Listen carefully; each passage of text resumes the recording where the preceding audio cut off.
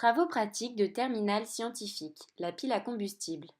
Les piles à combustible sont de plus en plus utilisées pour alimenter en électricité les équipements dans le domaine du portable, dans le domaine du transport et dans le domaine du stationnaire.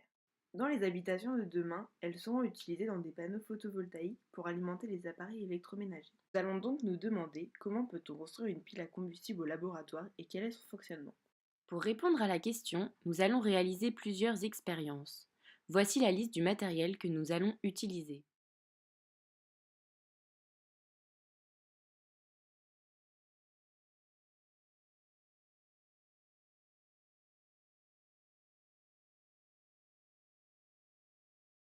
Tout d'abord, nous avons réalisé une première expérience afin de comprendre la production du combustible et du comburant de la pile.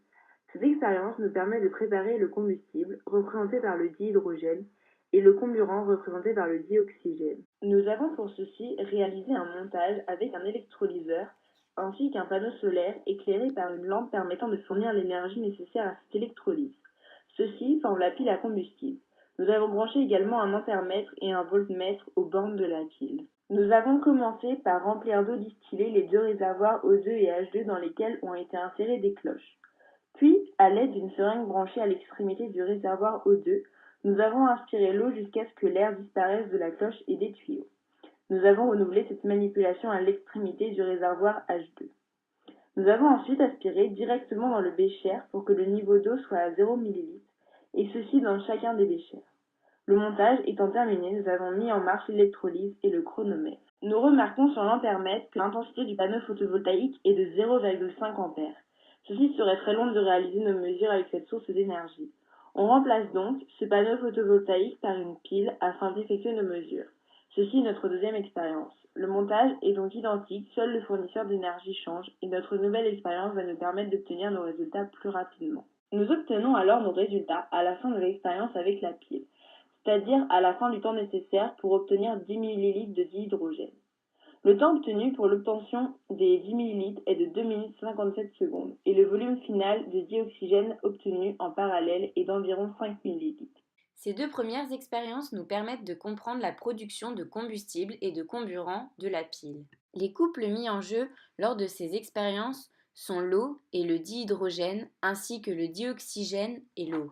Durant l'expérience, nous avons pu observer des bulles dans les deux compartiments, ce qui montre la formation des gaz dihydrogène et dioxygène.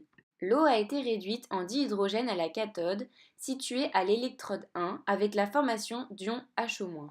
L'eau s'est également oxydée en dioxygène à l'anode, située à l'électrode 2, avec la formation d'ion H+. Grâce aux deux équations précédentes, nous trouvons l'équation permettant de modéliser le fonctionnement de l'électrolyseur. Cette équation nous permet de vérifier que nos résultats sur les volumes mesurés sont cohérents, car il doit se former 2 fois plus de dihydrogène que de dioxygène. Le combustible dihydrogène et le comburant dioxygène sont donc produits par une réaction d'oxydoréduction de l'eau. Pour finir, nous réalisons une dernière expérience pour comprendre le fonctionnement de la pile à combustible. Cette expérience est réalisée à partir du montage précédent, mais on remplace la pile fournissant l'énergie par une hélice faisant office de récepteur. Nous mettons en marche le chronomètre afin de déterminer le temps nécessaire pour faire débiter notre pile à combustible.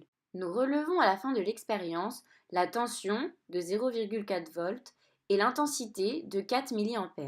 Nous pouvons également constater qu'il faut 4 minutes et 20 secondes pour faire débiter la pile qui a permis, avec son énergie, de faire tourner l'hélice. Cette expérience nous permet de comprendre le fonctionnement de la pile à combustible. Lorsque la pile fonctionne, la réaction est ceci libère une charge électrique assez faible et le rendement est donc faible lui aussi. Lors de cette expérience, on comprend qu'une grande partie de l'énergie chimique arrivant dans la pile est perdue, souvent sous forme d'énergie thermique, mais est surtout transformée en énergie électrique. Pour répondre à la question posée, nous pouvons dire que l'on peut construire une pile à combustible au laboratoire à l'aide d'un électrolyseur ainsi qu'une source d'énergie nécessaire à l'électrolyse et de l'eau. La pile à combustible va fonctionner grâce à une réaction d'oxydoréduction de l'eau produite par l'électrolyseur qui va ensuite permettre la production de combustible et de comburant. Le combustible et le comburant, produisant de l'énergie chimique en réagissant entre eux, vont permettre à la pile de fournir de l'énergie électrique. Ce fonctionnement est très novateur et de plus en plus expérimenté comme en Chine avec le tramway à hydrogène.